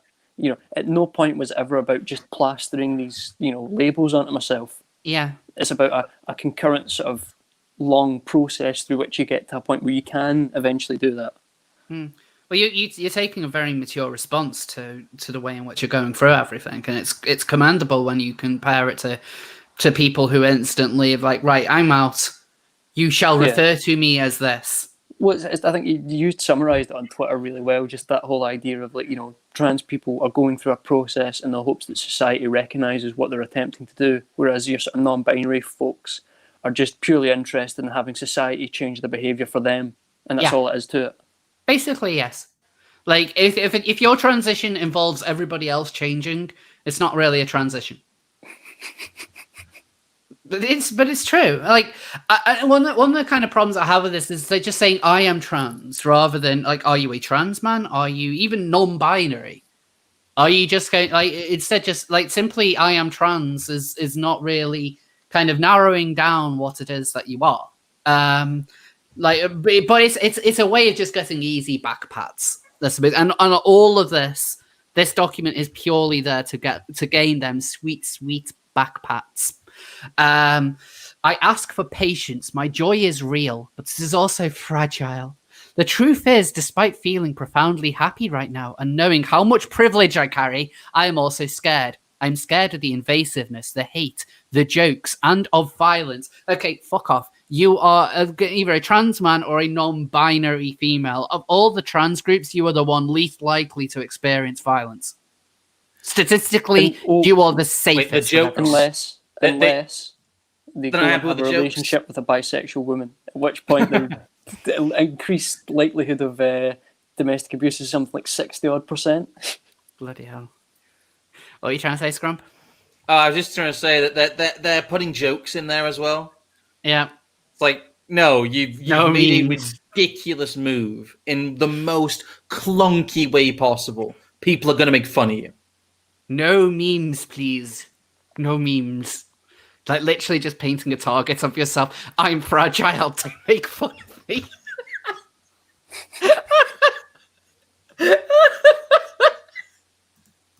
Sorry. I am not trying to dampen a moment that is joyous and one I celebrate, but I want to address the full picture. The statistics are staggering, they're not. Discrimination towards trans people is rife, insidious and cruel. Okay, yeah, discrimination is insidious and cruel, but it's not rife. The statistics that show that black trans sex workers regularly get killed in the streets of America? Is that those statistics? So the white non-binary person is saying it's been reported that at least 40 transgender people have been murdered, the majority of which were black and Latinx. Latinx, you know, the phrase that even like Latino people openly hate because only whites use it. Trans women. And then the next sentence shows Elliot's real awareness of the situation. To the political leaders who work to criminalize trans healthcare and deny our right to exist, and to all those with a massive platform who continue to spew hostility towards the trans community, you have blood on your hands. I'm sorry, I don't think that... No. Oh, God, here we go. Has Elliot Page ever looked at the actual statistics themselves rather than just taking it from activist groups with an angle? Have they actually looked at who the perpetrators of these murders are? Because if they do, they will see it as not very likely to be politicians or people with platforms. Probably, a lot of activists would include me as somebody with a big platform who spews hate. But I've had an activist like the other week basically accusing me of inciting violence. It's then you look at the people who are carrying out the murders. These are majority black men in cities which already have very high crime rates. And what's more, the actual assaults, the actual murders, a lot of these are people who already knew who the victim was. So there's already kind of like a set up relationship. There are incidents of muggings. When it comes to police shootings, it isn't isn't the usual narrative that they try and push, which is that, police just shot an unarmed black person. No, there's normally violence which kind of precedes such an event, which we've seen in a lot of the, the kind of police killings over since the BLM marches started, where almost all of these involved the police being attacked before they pulled out a gun. There's so much to take into account, but the activist groups just simply swoop in and say, well, they're being murdered because they were trans or because they were black and trans. And we can't, first of all, 40 trans people in a population of, if you listen to the most generous activists, number in hundreds of thousands or maybe even millions. 40 people is a blip. It's barely even noticeable. So to claim that as some sort of epidemic is hugely disingenuous. That's over a number of years as well. What, the 40? No, the 40 is this year alone. It's from the start of 2020.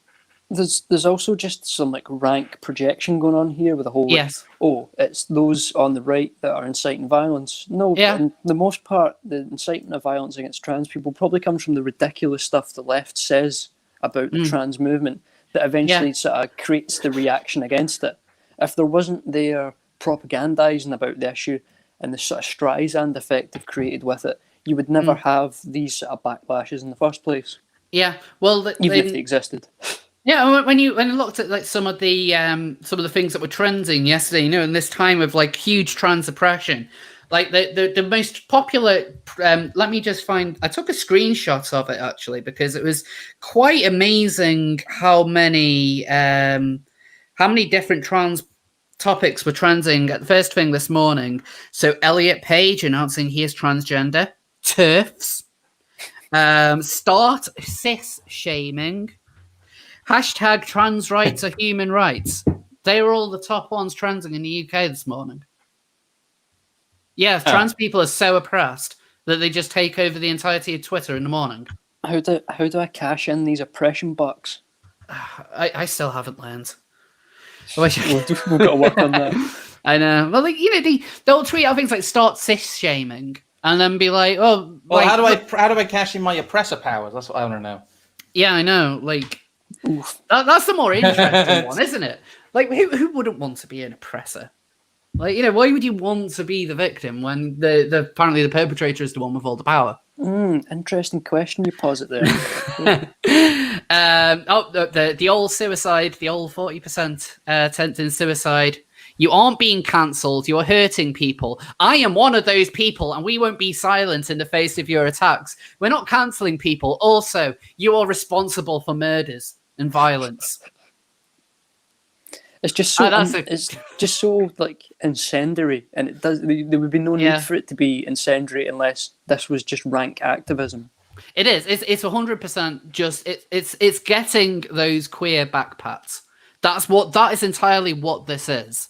And like you said before, like this is something which is only going to boost their career. Being trans right now is the in thing. It's a trendy thing. I mean, we've had so much about like trans rights or human rights as something which trends all the fucking time on Twitter. You have so many big name celebrities who, you know, even fucking Kamala Harris putting pronouns in the bio. Like the amount of people who do that, who have absolutely no need to do so. And you want to try and still pretend that it's this hostile environment for trans people. This is someone who does not live in the real world. In fact, none of these activists really live in the real world. They live in queer bubbles where they barely deal with actual outsiders. And so any interaction which isn't just automatically validating everything they say about their gender is seen as violent and oppressive.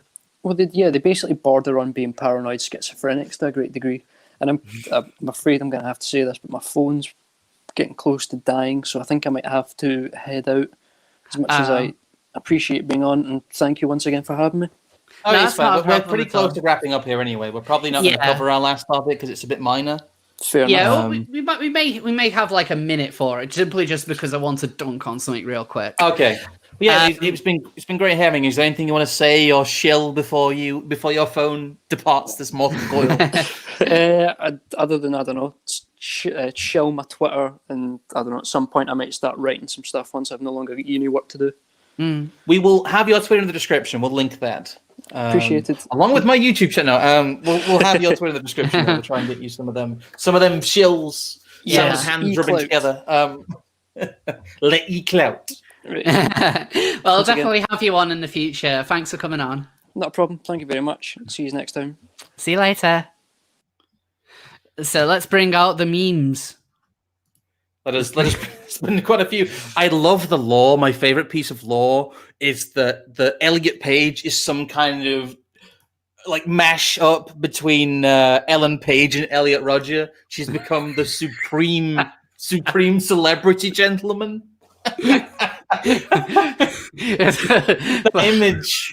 that image the post is a bit edgy, but the image is funny as shit.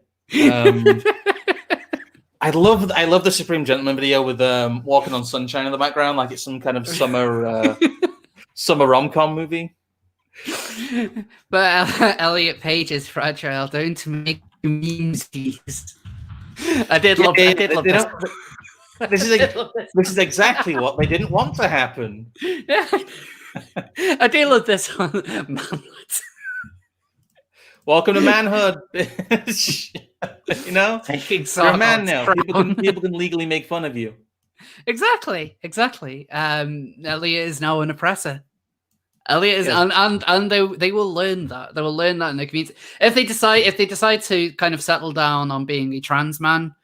They will learn very quickly, like kind of how much parts of the community look down on trans men. Oh yeah, but they get shit on horrendously. Yeah. If Elliot is an NB, then they will face no such problem because one interesting thing about this though was kind of how quick the revisionism happened, like not long Oh after. yeah, they were always a man now. It's like you can't even mention, like, Ellen Page stopped existing. Ellen Page does not exist. They're a man now. They have always been a man. They're born a man. It's just that shit of the whole dead naming, like, oh, you can't mention someone's past. It's kind of what has attracted a lot of these criminal transitioners, because it is so extreme. Yeah, but it's so widespread. It's like it's normal policy now to do that, to basically unperson someone's previous, life, even if they're, a celebrity with an entire career behind them, as she definitely did hit the career wall and the looks wall and the relevance wall and just the wall in general. And I think this is her way of trying to get back in the headlines. But the fact that she is essentially in like the twilight of her career, and has now come out and said, oh, that entire career I had? Nah, fam, you can't call me Ellen Page anymore. That's oppressive. It's dead naming. It's actually against Twitter's policies. It is. Saying Ellen Page could legitimately get you suspended from Twitter right now. Yes, absolutely. I mean, this goes back to what happening with Yaniv back around this time 2 years ago, when Yaniv was able to get Megan Murphy yeeted from Twitter. It was that thing, even though his Twitter handle was said Jonathan Yaniv, because Yaniv is actually going by Jessica at the same time. That's how he was able to get her yeeted. Like that is a thing. That is a part of Twitter's policy now, and it's the speed in which that revisionism happened. It's like, right, this person's now come out as trans. Ellen was always Elliot. Something about that it just doesn't kind of sit right. I mean, I get the need to move away from a dead name. I completely understand that. But there is a bit of a different situation between somebody who isn't in the public eye and somebody who is. Like somebody who has been in some pretty big films. I mean, like Juno wasn't a small thing. Like, it was a big kind of cultural film at the time. It was for a bit. It was that whole quirky comedy, Michael Cera, Ellen Page, Hugh, low-key hipster faux indie film shit. Yeah, it was kind of the poster child for those type of movies. Yeah, and so it was a big deal. And so when you're going from something like that to, well, no, that was always a man, and this was a film about a pregnant man. Well, this man was playing a woman. Like, it kind of becomes a little bit of a different situation compared to somebody who isn't in the public eye before they transition. And that is a bit of a difficult situation for somebody to be in who has transitioned in the public eye. I know the Wachowskis. That's your shit to deal with, I'm afraid. Pretty much, yes. You're a man now. Man up. I know. Man up. Also, I am fragile. Don't make fun of me, please. I just love that. I love that. I'm fragile. Like, don't tell people that. They will use it as a target. But like, in all seriousness, like, I know there is like I don't quite know what to think, or whether it's like, a genuine thing or not. The fact that it's he/they does make me put a bit of a think on. Like, yeah, like, I don't know. If somebody comes out and is like, right, I am now, like, I was a woman, I'm now a man.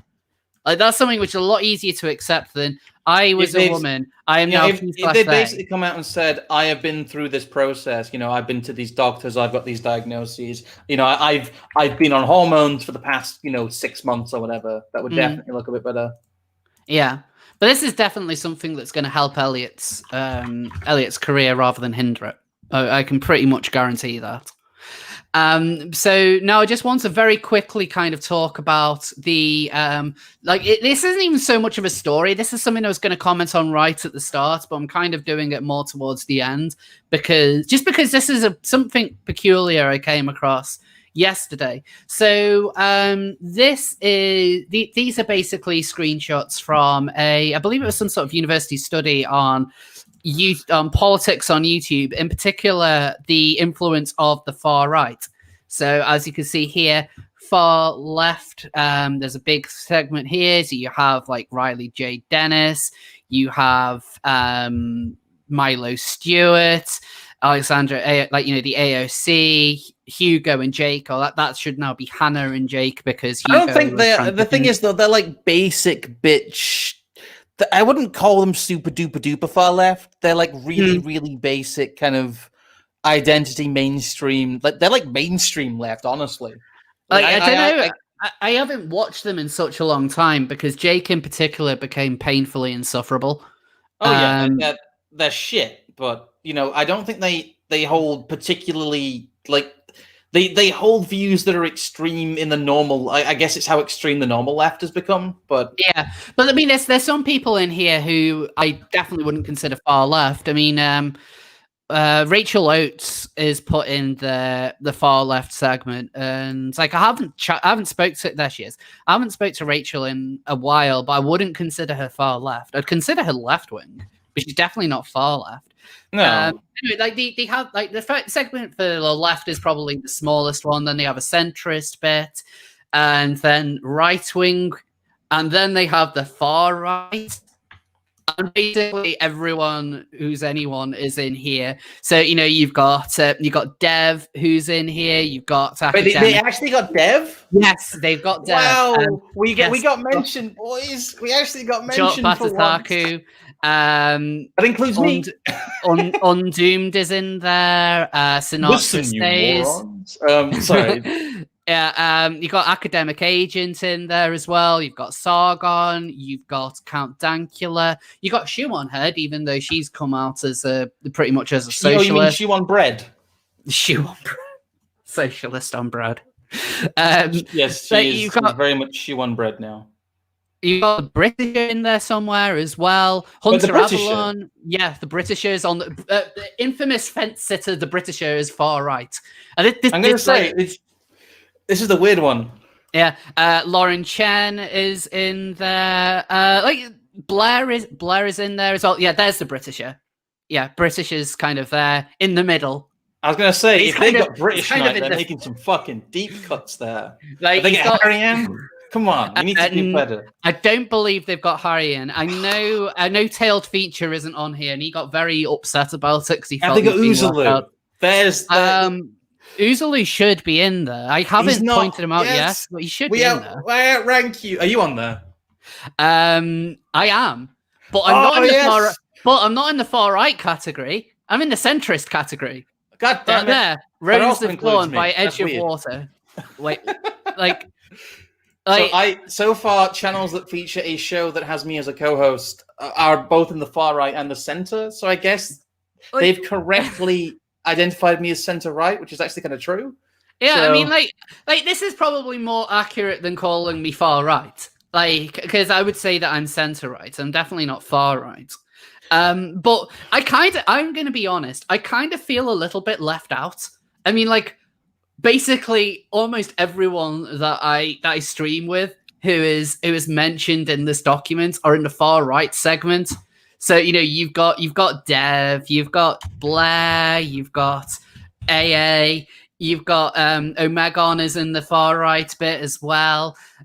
Sargon, Dank, you've got all those people. And meanwhile, I feel like I've been put in another class away from everyone. Oh no! The people you're over there. You're over there. In the little separate class, looking through the window at all these people. So like in their snazzy uniforms, doing their goose stepping. It's like no. So the people I've got to hang out with, I've got Maddox, Kraut. I've got you want to hang out with Kraut? No one wants to hang out with the Kraut. Kraut. I've got Bunty King. Oh no, not the shit, not Shitty Beard himself. I know. Adam Friended. Adam Friended is probably the person. Like I believe he's probably the person who have tried to the most in this whole like centrist bit. And so it kind of feels like I've been put in a class away from all my friends, and the only other person I know is some kid from like the lunch line. Yeah, that's weird. Like, I genuinely feel left out, and now I'm kind of like, even though I'm not far right, could you not have put me in the... Because this isn't the first time it's happened. This isn't the first time I've been considered centrist in one of these things. And maybe these weird algorithms know a lot more than I maybe do it's because about you're me. trans, and because you're trans, they fear you. But Blair is in the far right. Oh yeah, but Blair's like she's like Blair's like public enemy number one. Yeah. To these people, so I suppose that makes sense. I've not seen Ariel in here. I'm going to assume Ariel would be put in the far right bit, but I don't know. I don't know where she will be in this document somewhere. But anyway, I just kind of wanted to point that out because it's just really weird. Like this is some sort of like kind of university study, and I'm included in it as being a centrist. Like that is kind of odd, yeah.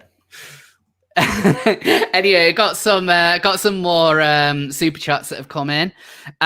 T-Bone 121974 with the £5. Thank you. Dear Elliot Page, get on your BMX bike and follow ET home. To be fair, like the picture of Elliot with like sunglasses on and his hood up that is kind of reminiscent of ET when he's on the bike. Fug Life Bear with the $2. So a career as an actress lasts less than 10 years. Yikes. Hollow 1916. You sometimes look at it lasts one. Hollow 1916. A lot of Hollywood people don't have very long. Sorry, I'm having some latency here. I think. Is that? I'm gonna leave and rejoin. Give me a sec. All right. So Hollow 1916, is that the AOC Death Squad list?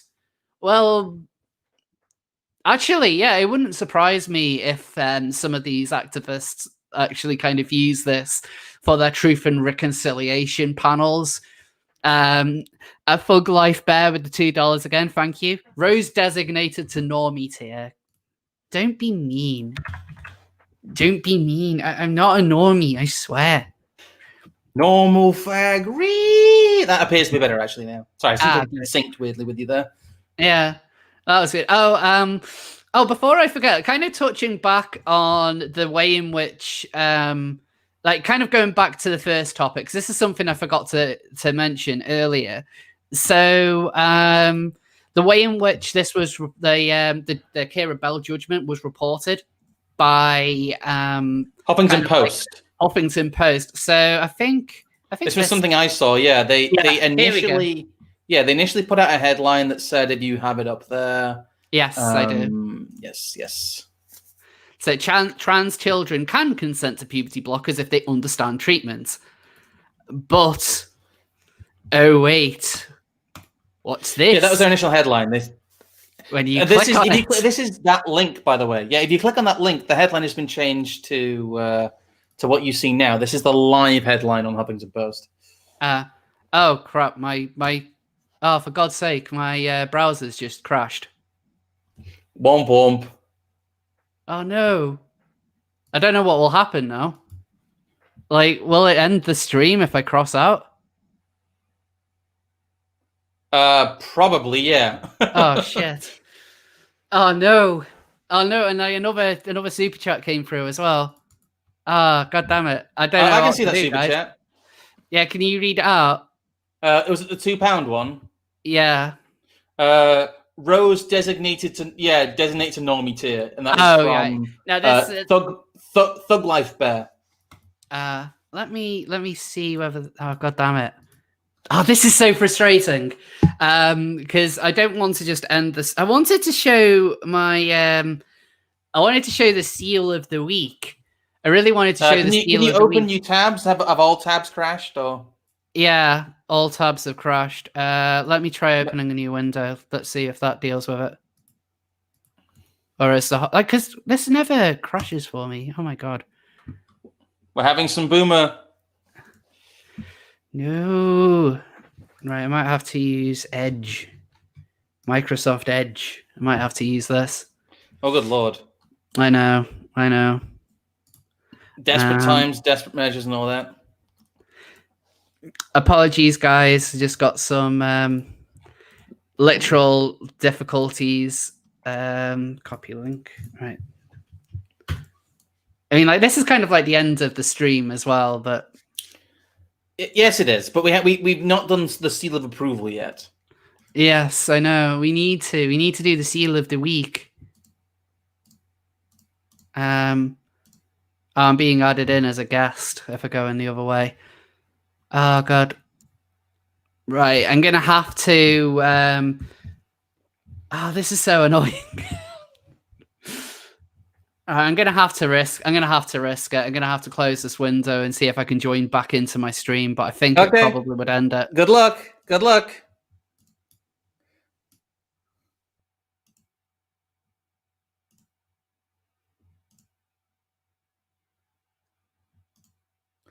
Oh. Let's see if this works. I don't know. Yeah, you just stuck with me now, folks. Can I just say what I want? It's my part of the stream now. It's my time to shine. Am I here? Oh, I got you are it. here. Yes. Oh, and we actually kind of jumped through, and the broadcast is still going. Oh my god! Huzzah for the shopkeep! Right. We had like double rows for a second there. Right. So, do you have any good news? Nope. For us. Couldn't find any. Honestly, I did look. Really? I think the best good news we have is the Judgement, actually, because that's some sanity. Well, not even the COVID vaccine. Depends on how effective it is, and depends on a lot of other things. I don't want to get us kicked off YouTube, but I don't know. There's some stuff that Pfizer's done in the past, with medical testing in Africa that caused a few kids to get dead and crippled. So I'm not gonna. Fair enough. I'm not gonna big that one up, really. But then I guess it's time for the seal of the week. Yes, it is time for the seal. It's time for seal of the week, and this week's seal are the freshwater seals of the Baikal Lake. These are special Baikal seals. Now, the Baikal seal is really unique because it's the only freshwater seal in the world. So this is a seal that lives only in freshwater, and they are absolutely adorable. They have huge eyes, and they're fairly small and round. Round boys, yes. They're real round boys. And like they when they're born, they're like really fluffy with huge eyes, and then they just become like black and round.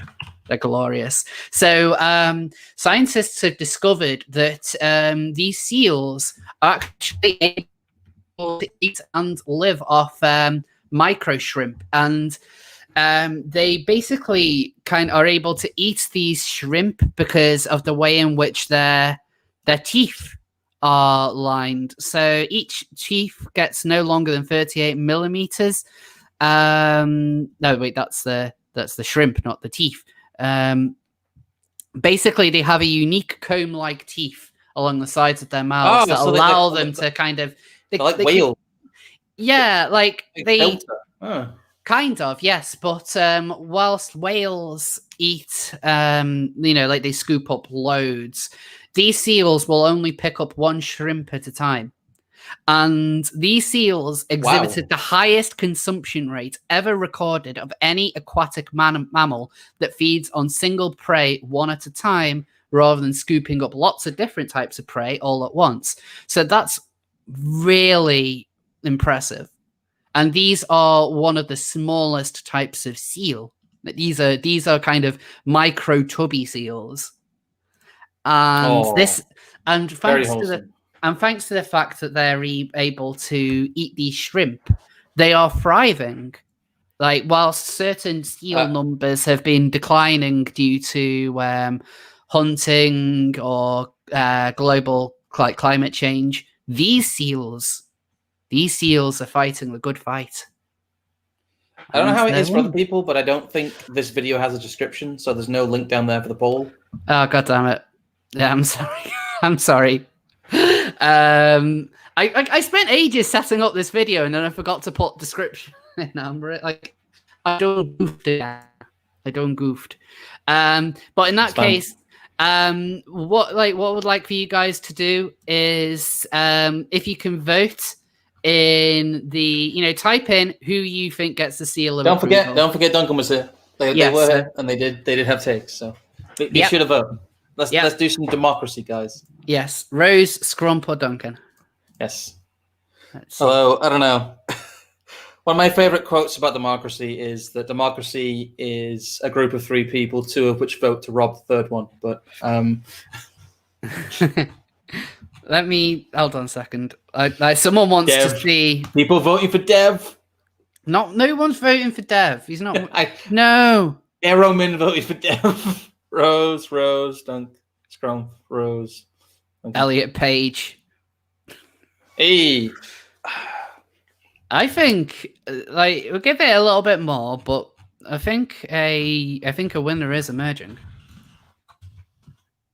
Anyway, let me just show everyone the headline that the Huffington Post ended up running with. So remember earlier they said that court Duncan. Dankula, God, Dev again. So earlier, just before everything crashed, pointed out that the Huffington Post said that children can consent, and then they changed it. Under 16s unlikely to be able to consent to puberty blockers. So, very different headline to what they originally ran with. Very different. Yes. Extremely different. It's basically a 180. Right. So has everyone so I think it's time to call it. And yes. I think Elliot Page, Dev. Yeah, I think Duncan won this one. I think Duncan won this one. I think they did very well for the first time on Seal of Approval. I think this is one of the biggest streams that Duncan's been on as well. So very, very well and done. We had good viewers here. We had about 420 at one point, lol 420. Yeah. But thank you guys. Thank you guys for the super chats. Yes. Like I said, there will be a stream with me tomorrow and Friday. So when this video is live and archived, there'll be a link down below to my Discord and my YouTube channel and stuff. And also Duncan's Twitter. So make sure to check that out.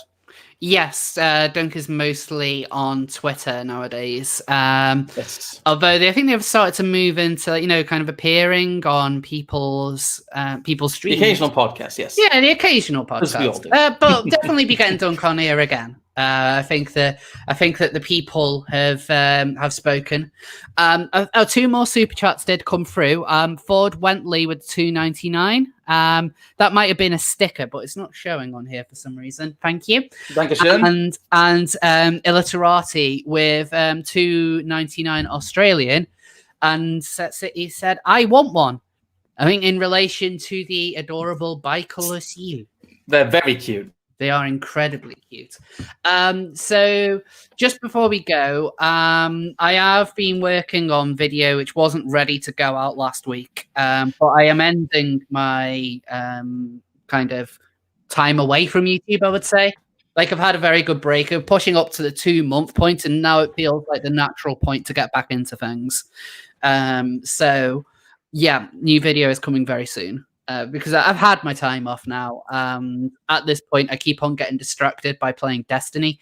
And that actually reminded me of something I was going to talk about, but I think the stream's been on for a while now, so I'll save that topic for another time. But anyway, one other thing. If you are a Patreon or Subscribe Star supporter, first of all, I want to say thank you for supporting me during this kind of content drought. I know that these are difficult times for a lot of people, and your support really means a lot. And so I would like to send out Christmas cards to my supporters on those. Oh, it's very wholesome. Yeah, so if you're a Patreon or Subscribe Star and you would like a Christmas card, send me a message with your address. I promise I'll keep it private. I would say that the UK guaranteed that I'll be able to send it out.